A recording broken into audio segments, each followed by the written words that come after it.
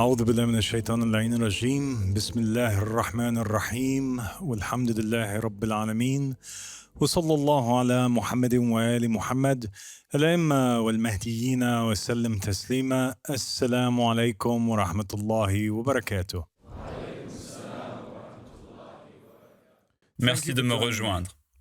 Et aujourd'hui, nous allons aborder un sujet très important concernant la compréhension des manifestations, le concept de tajalli, qui est fondamental et vital pour notre religion. Et depuis la nuit des temps, l'homme a cherché à utiliser des allégories pour aider ses semblables à comprendre des sujets complexes en termes simples. Ainsi, Platon, par exemple, a présenté à ses compagnons l'allégorie de la caverne afin de leur expliquer le monde des formes et le fait que la réalité dans laquelle ils vivent n'est pas nécessairement la vraie réalité. Et de la même manière, aujourd'hui, nous allons tenter de vous présenter une allégorie, si Dieu le veut, qui vous aidera à mieux comprendre le concept de manifestation ou tajalli. Donc, la conférence d'aujourd'hui s'intitule « L'allégorie de la simulation ». Et commençons. Donc, imaginons, pour les besoins de cette histoire, qu'il existe un programme informatique. Il vit dans un futur lointain. Et il développe un jeu vidéo intégrant l'intelligence artificielle. Qu'il existe un programmeur informatique. Il vit dans un futur lointain et il développe un jeu intégrant l'intelligence artificielle. Cette IA lui sert notamment à animer les personnages et il s'agit d'un jeu vidéo très avancé et il travaille jour et nuit sur ce jeu et ça se passe dans le futur. Il le développe, il le contrôle, il conçoit les décors, les personnages, l'univers entier et il est en quelque sorte le créateur de ce monde. Et à un moment donné, il remarque que les personnages du jeu commencent à converser. Comme on le voit aujourd'hui, que les téléphones AI, elles commencent à avoir des interactions ensemble. Il découvre que les personnages du jeu vidéo entament des conversations où ils s'interrogent sur leurs origines. Ils se demandent qui les a créés et quel est le monde dans lequel ils évoluent. L'architecte ou le programmeur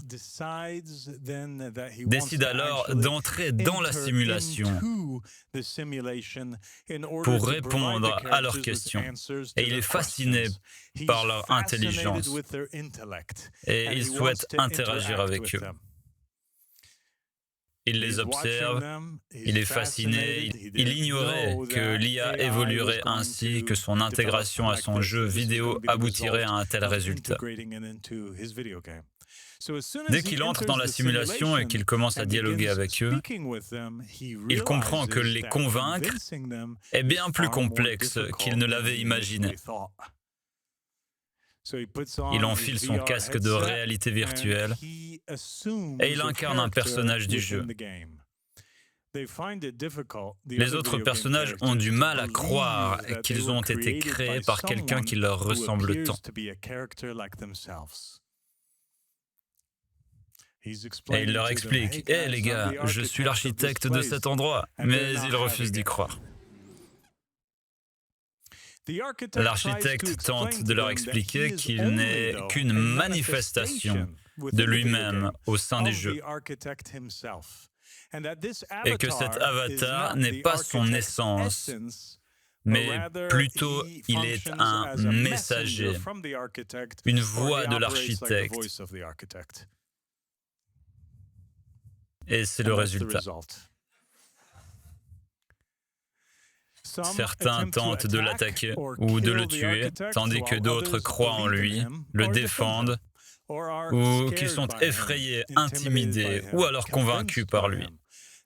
L'architecte comprend alors que les programmes d'IA malveillants qu'il attaquait doivent être éliminés du jeu lui-même. Il faut les reprogrammer et il faut donner naissance à un paradis ou à un enfer, ou encore transformer ces personnages.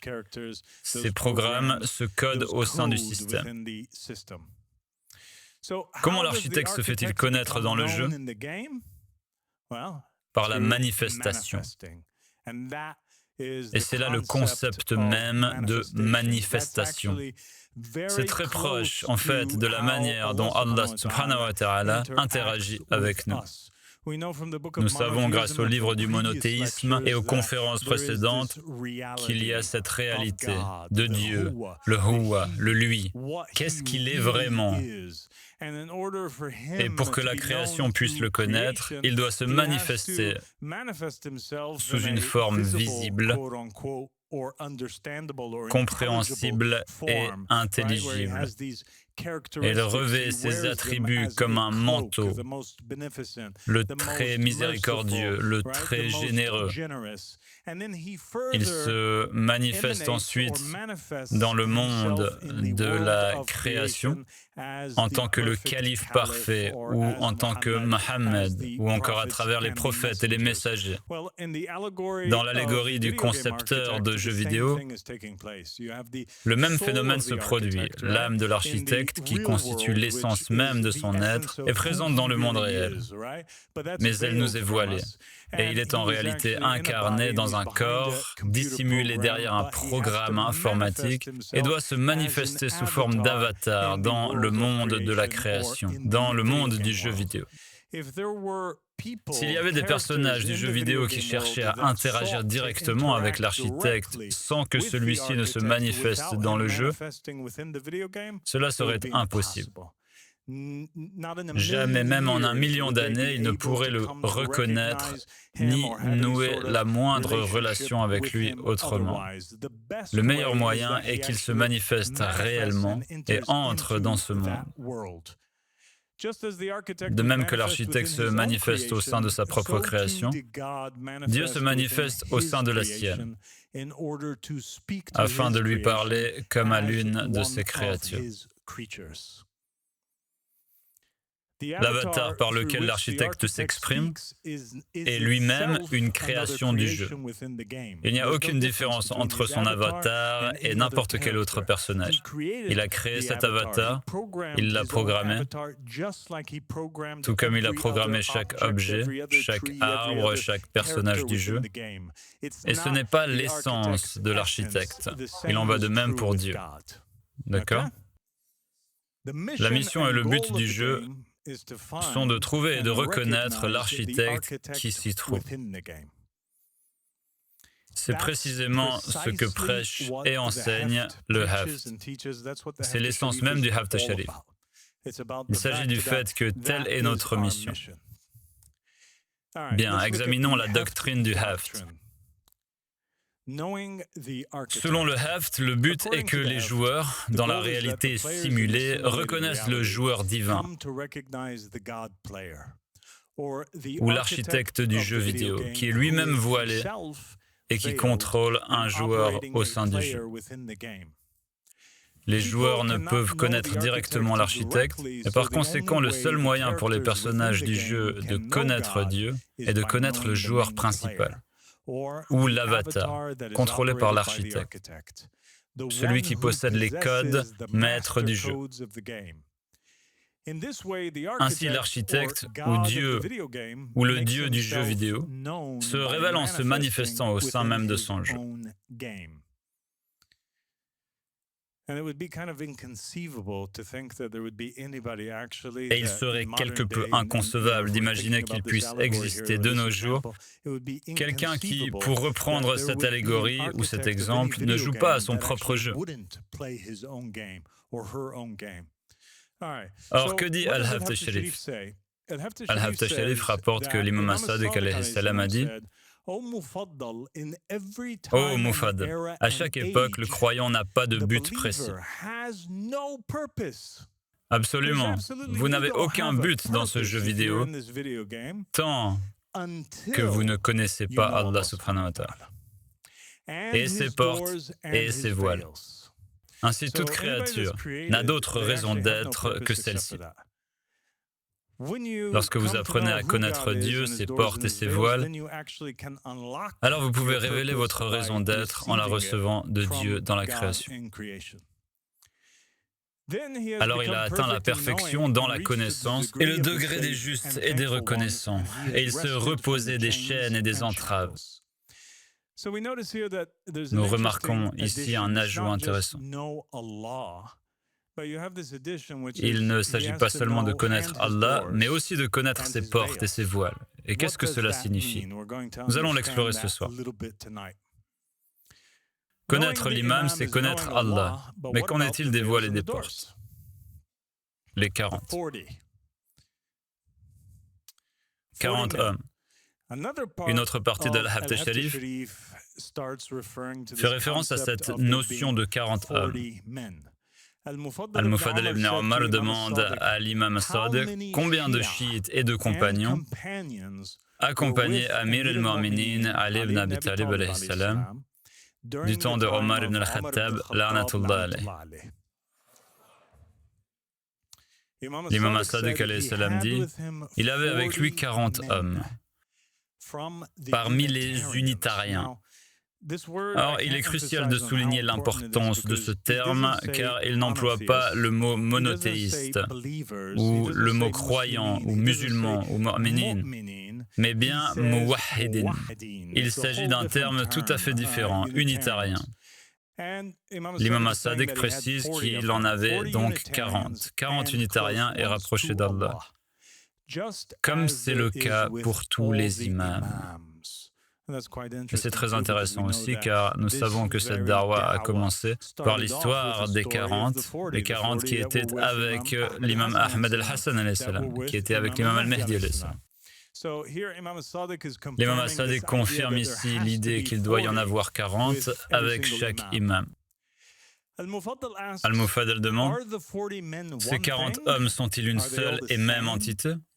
Sont-ils tous identiques? Qui sont-ils » L'imam Sadiq alayhi salam répond « Parmi eux, 28 sont les élus de chaque époque et 12 chefs. »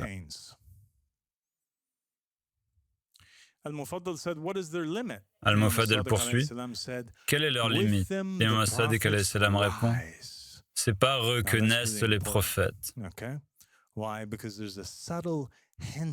C'est fondamental, n'est-ce pas? Pourquoi? Parce qu'il y a là une allusion subtile. Si l'imam fait naître Allah subhanahu wa ta'ala dans le monde de la création, ces 40 hommes agissent comme des avatars qui donnent naissance aux prophètes à chaque époque. Ainsi, c'est par eux que naissent les prophètes. Ils sont donc les avatars des prophètes et des messagers, et ce sont eux que l'on appelle les substituts. Sans eux, ô Mufaddal, la terre aurait été retournée, emportant ses habitants avec elle. Nous avons déjà vu cette phase concernant l'imam ou le prêtre de chaque époque, selon laquelle leur absence entraînerait l'effondrement du monde sur lui-même. Mais ici, il est dit que non, il ne s'agit pas seulement de l'imam, mais des 40 également. Et cela ne se sépare jamais de l'imam. Ainsi, à chaque hujja, ces 40 hommes ne quittent jamais l'imam. Ils sont constamment à ses côtés. Ils font la hijra vers lui. Ils accomplissent le pèlerinage et restent toujours à ses côtés. C'est là la marque distinctive des 40. Ils ne se séparent jamais de l'imam et ils sont des piliers de la terre.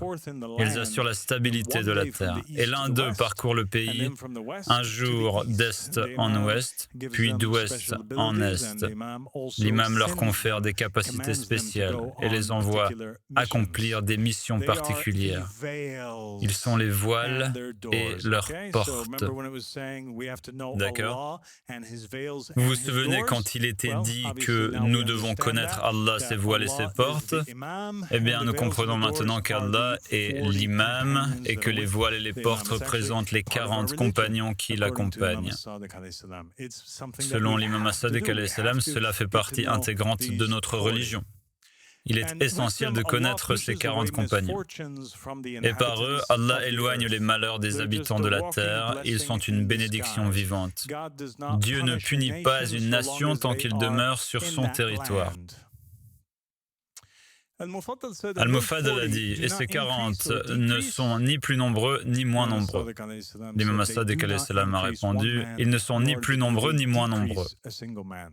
Ils sont les préférés d'Allah et ses purifiés, les messagers de l'imam, et la terre leur est accessible. Ils voyagent le jour et sont réputés pour leur savoir. Ils sont les plus savants que quiconque sur la terre. Tous les autres, en comparaison, sont ignorants.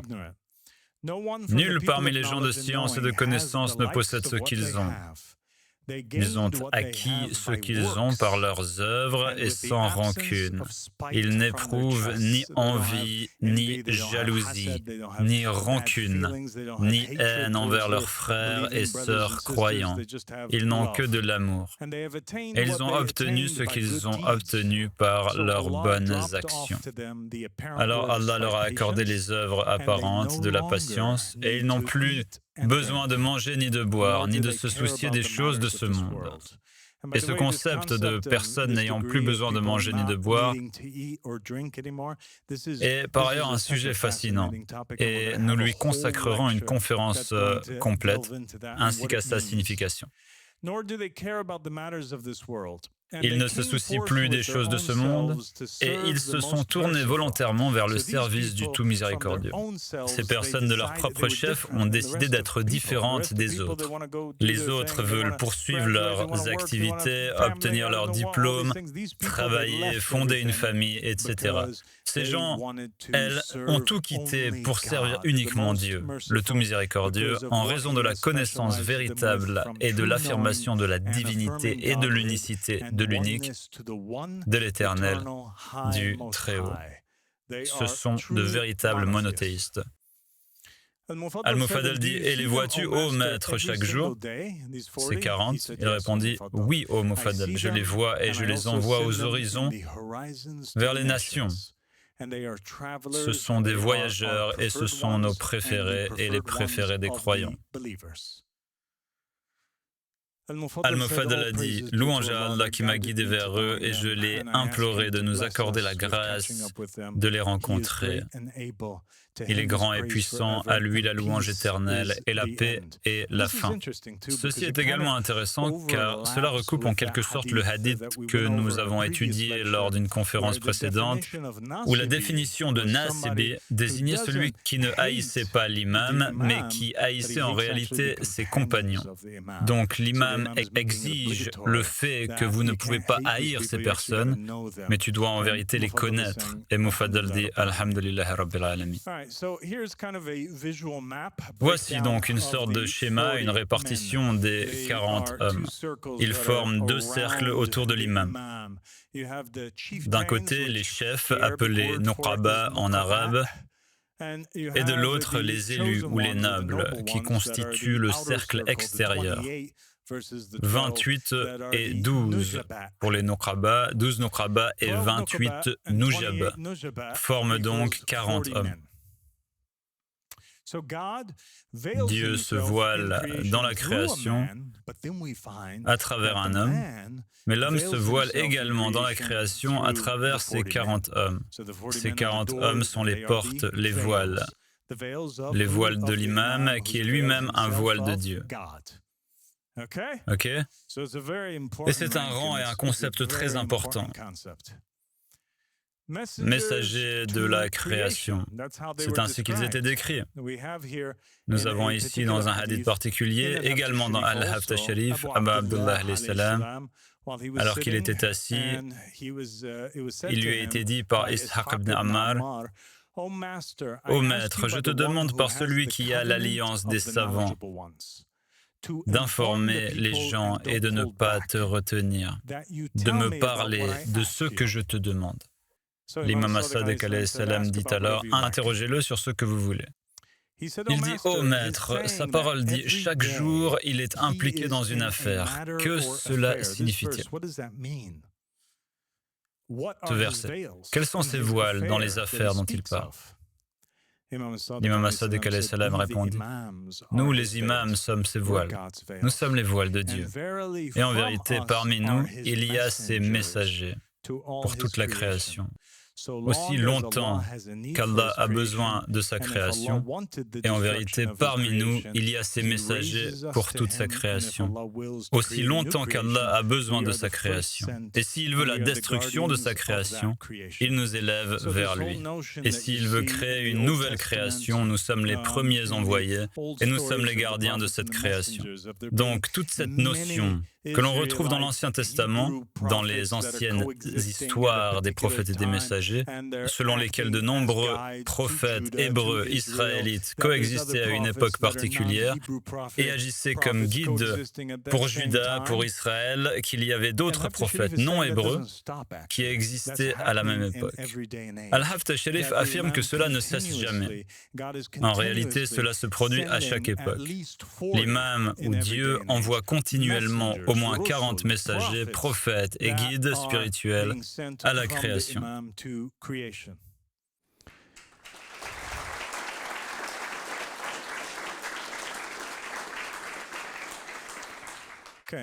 Ok, ainsi Dieu se manifeste dans la création à travers un homme. Cet homme se manifeste à son tour à travers 40 hommes. Ces 40 hommes sont les messagers de l'homme auprès de la création.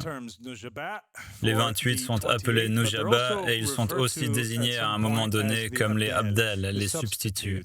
Et il est précisé que les 40 hommes sont également appelés substituts car lorsque l'un d'eux meurt, il est automatiquement remplacé. Le nombre 40 reste donc toujours le même. À chaque décès, un autre est remplacé, et ces derniers sont également décrits comme étant les plus préférés, ou al-akhyar. Or, où retrouve-t-on ces trois termes, al-nujaba, al-abdal et al-akhyar? On les trouve en dehors d'Al-Haftar Sharif dans la littérature chiite courante. Dans ce récit particulier, il est dit de Jabir al-Jufi, d'après l'imam al-Baqir alayhi salam, qui a dit « Le Qa'im prêtera allégeance entre le coin et la station, le Rukn al-Maqam, par 300 et quelques autres égaux au nombre des gens de Badr. Parmi eux se trouvent les élus, les Nujaba d'Égypte, les Abdal ou les substituts du peuple de Cham, et les justes ou al-akhyar d'Irak. Il demeurera alors et établira son règne aussi longtemps que Dieu le voudra. » Ce récit confirme donc ce système hiérarchique qui remplace les degrés et les rangs parmi les compagnons. On retrouvera ces mêmes compagnons parmi le Qa'im.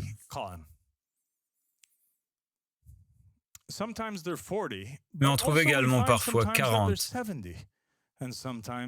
et parfois 300. Voyons cela de plus près. Pourquoi ces nombres varient-ils? Ces nombres ne représentent pas différents groupes en compétition les uns avec les autres, car dans certains récits que nous allons examiner, il est fait mention de 70 personnes ou plus. Ils représentent des rangs imbriqués au sein d'une même structure hiérarchique. Au cœur de cette structure se trouve un groupe fixe de 40 personnes, toujours présents et au plus près de l'imam, décrits comme les voiles et les portes. On trouve ensuite une élite élargie, un rang plus large de nobles qui soutiennent, transmettent et étendent l'accès au-delà du noyau interne. Enfin, il y a l'avant-garde manifeste, les 300 personnes et plus. Ce groupe plus important apparaît lors des manifestations publiques. Ainsi, lors des périodes de taqiyya, par exemple, avec l'imam as-Sadiq, les 300 personnes et plus sont absentes. Et on trouve alors 40 personnes à ses côtés. À l'époque du prophète Mohammed, lors de la bataille de Badr, où il combattait ouvertement les mécréants, il était accompagné de 313 personnes. On retrouve la même chose avec le Qa'im. Ainsi, lorsqu'ils se manifestent publiquement, leur nombre augmente. Plus on se rapproche du centre, plus le groupe est restreint et stable. Plus on s'éloigne du centre, plus il est important et nombreux. Voici une illustration. Au centre, l'imam.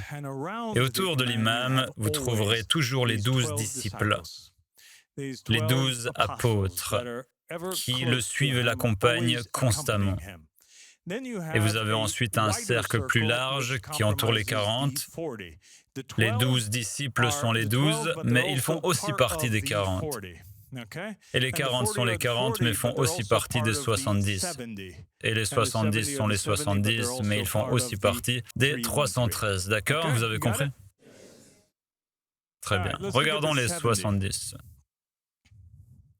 Dans Bihar al-Anwar, le Cheikh al-Kafami, dans une note marginale de Jannat al-Aman, évoquant l'invocation d'Oum Daoud, qui dit « On dit que la terre n'est jamais dépourvue du qutb, le pôle, et que le pôle possède toujours 4 autad, 4 piliers, ainsi que 40 abdal, et 70 nujaba, et 360 salihoun.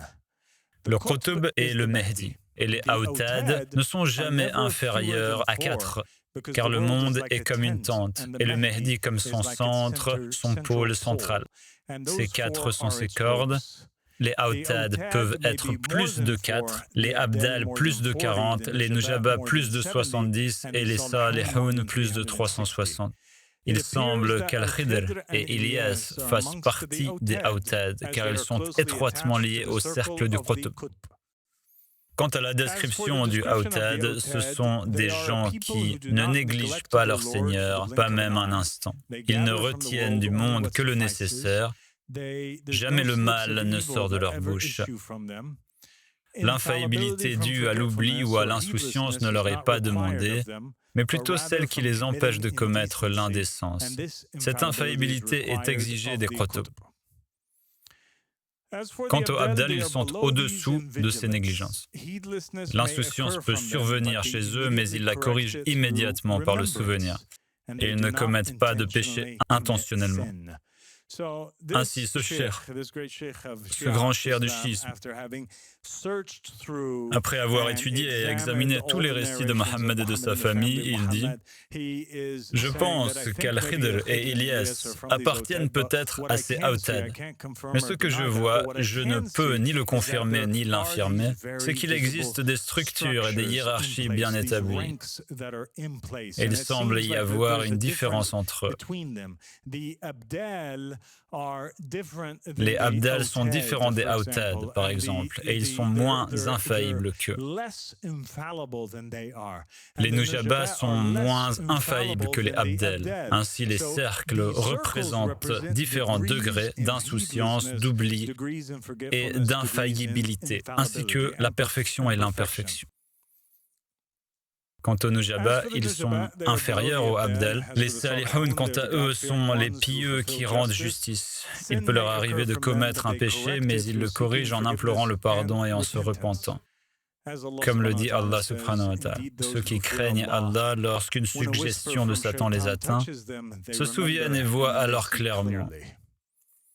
Il est dit que si l'un des 4 autad disparaît, son remplaçant est désigné parmi les 40. Ainsi, si quelqu'un d'un rang disparaît, il est remplacé par celui qui le suit immédiatement. Et ainsi de suite. Si l'un des 40 disparaît, son remplaçant est désigné parmi les 70. Si l'un des 70 disparaît, son remplaçant est désigné parmi les 360. Les remplaçants proviennent donc toujours de l'intérieur de la hiérarchie. C'est une lignée dans laquelle on peut évoluer vers le haut ou vers le bas.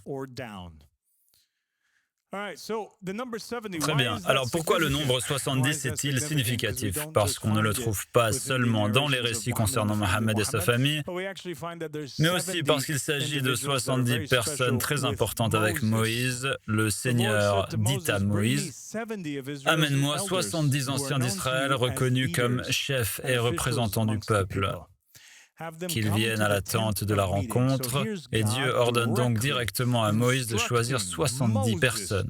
Il les choisit lui-même pour qu'elles se tiennent à ses côtés, et il dit « Je descendrai et je te parlerai de là-bas, je prendrai une partie de la puissance de l'Esprit qui est sur toi, et je la leur transmettrai. Ils partageront avec toi le fardeau du peuple afin que tu ne le portes pas seul. Ainsi, les mêmes concepts dont parlait le cheikh sont très présents, très évidents dans l'Ancien Testament. Il y a ces individus qui ne sont pas envoyés directement comme messagers par Allah, mais qui sont néanmoins choisis et envoyés par Moïse et qui participent au Saint-Esprit de Moïse. Ils agissent comme prophètes et messagers qui prophétisent et qui possèdent également différents degrés d'infaillibilité. Et ils rencontrent Dieu. 70 avec Jésus. On le voit aussi dans le Nouveau Testament. Et il est dit, après cela, le Seigneur désigna 72 autres disciples. Puis il les envoya deux par deux devant lui dans toutes les villes et tous les lieux où il devait aller. Il leur dit, « La moisson est abondante, mais il y a peu d'ouvriers. Priez donc le maître de la moisson d'envoyer des ouvriers dans les champs. Allez, je vous envoie comme des agneaux au milieu des loups. Ne prenez ni bourse, ni sac, ni sandales, et ne saluez personne en chemin. Quand vous entrez dans une maison, dites paix à cette maison. S'il y a là quelqu'un qui procure la paix, votre paix reposera sur lui. Sinon, elle reviendra à vous. Restez là, mangez et buvez ce qu'on vous donnera, car l'ouvrier mérite son salaire. N'allez pas de maison en maison. Lorsque vous entrez dans une ville et que vous êtes accueillis, mangez ce qu'on vous offre, guérissez les malades et annoncez-leur que le royaume de Dieu s'est approché de vous. Mais si vous entrez dans une ville et que vous n'êtes pas accueillis, allez dans ces rues et dites « Nous essuyons de nos pieds la poussière même de votre ville en guise d'avertissement. » Ils agissaient ainsi en raison des instructions que Dieu avait données à Lot lorsqu'il quittait la ville. Il leur avait dit « Ne prenez même pas un grain de sable de Sodome et Gomorrhe, de peur d'être touchés par le châtiment. » C'est un avertissement. Ces personnes étaient des messagers, des moissonneurs. Elles faisaient la prédication. Les 70 étaient des personnes qui s'étaient consacrées à la prédication et accompagnaient l'imam chaque jour où il était présent. Il les envoyait prêcher et rassembler de nouveaux Ansar. Et ils possédaient des dons particuliers, ils les reçoivent du Saint-Esprit. Et cela fait évidemment référence à la grande mission lorsque Jésus a envoyé ses apôtres. Bien, qu'en est-il des nombres de 70 et 12 chez les imams de Ahl al-Bayt? Avons-nous des récits directs qui confirment ce nombre? Oui, justement, et je vais vous en partager quelques-uns. Al-Mufaddal ibn Omar a dit « 70 prophètes furent tués avec Abu Ismaïl, c'est-à-dire Abul Khattab. Et tous reconnurent et proclamèrent sa prophétie. » C'est intéressant car nous avons évoqué Abul Khattab dans la conférence précédente et nous avons parlé de son rôle d'incarnation de Gabriel. Nous savons également, grâce à la prédication de l'imam Ahmed al-Hassan alayhi salam, qu'il est une incarnation de Jésus et c'est un clin d'œil car à un moment donné, Abul Khattab, exaspéré, se révolte. Et sur les instructions secrètes de l'imam as-Sadiq alayhi salam, il mène les 70 personnes, tous présentées comme des prophètes selon la tradition, à une révolte contre les tyrans de l'époque. Il fut capturé et exécuté. Tous ses compagnons furent tués, mais lui-même fut crucifié et laissé en évidence comme un signe pour tous les hommes, ce qui est évidemment logique puisqu'il était Jésus. Nous avons donc 70 prophètes qui accompagnent l'imam as-Sadiq alayhi salam et Al-Mufaddal rapporte dans une autre narration que nous fûmes amenés une nuit auprès d'Abu Abdullah, l'imam as-Sadiq alayhi salam, alors que nous étions 12 hommes. Abu Abdullah alayhi salam commença à saluer chacun d'entre nous individuellement en nous nommant par le nom d'un prophète. Il dit à l'un d'entre nous « Assalamu alayka ya Nuh », à un autre « Assalamu alayka ya Ibrahim ». Au dernier, il salua « Assalamu alayka ya Yunus ». Puis il dit « Ne faites pas de distinction entre les prophètes ».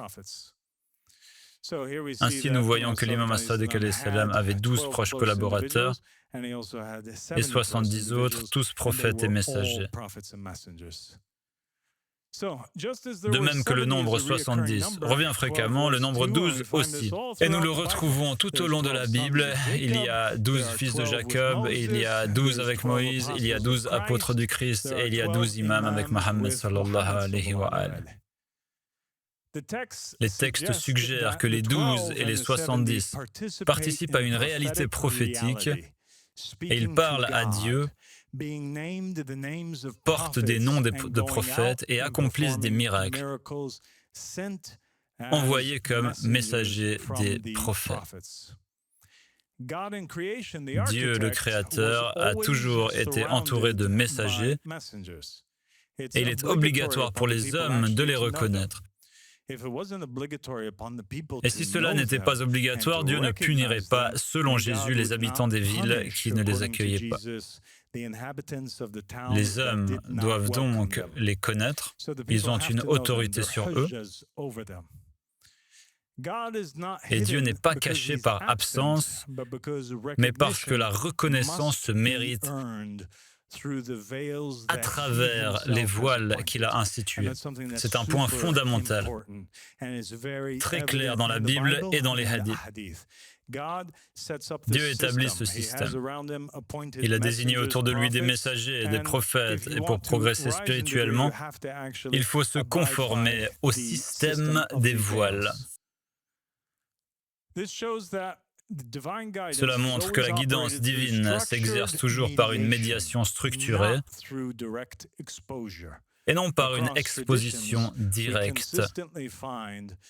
Dans toutes les traditions, on constate invariablement que la manifestation se fait par l'intermédiaire d'un homme élu et que l'accès à cet homme est ensuite régulé par ses voiles et ses portes. Il existe des rangs intérieurs fixes de 12 et 40, entourés de rangs extérieurs extensibles de 70 et 300.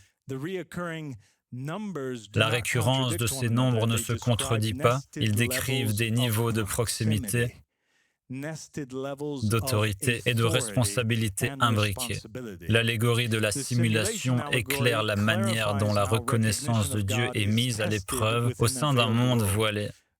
Et Dieu demeure transcendant par essence, mais connaissable à travers des manifestations désignées et des rangs ordonnés. Et Alhamdulillah Rabbil Alamin, que Dieu vous bénisse.